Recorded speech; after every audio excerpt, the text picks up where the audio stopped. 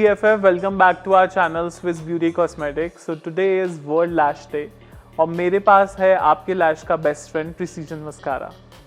So there are a lot of parameters to choose your mascara, length, curl and volume, but Precision Mascara does everything for you. So removing the excess product, always start your mascara with the upper lash line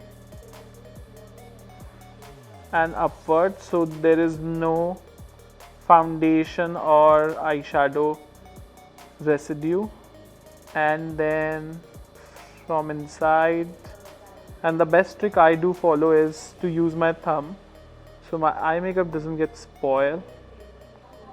And same with the lower lash line, you just need to follow the root and the length, and there you go, you can see the clear difference on both the lashes and the eyes.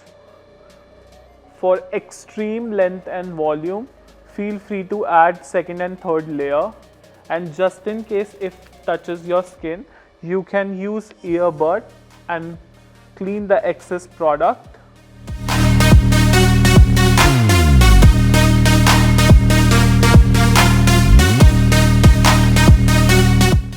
Take care of your lashes and don't forget to clean your lashes at end of the day with a good cleanser.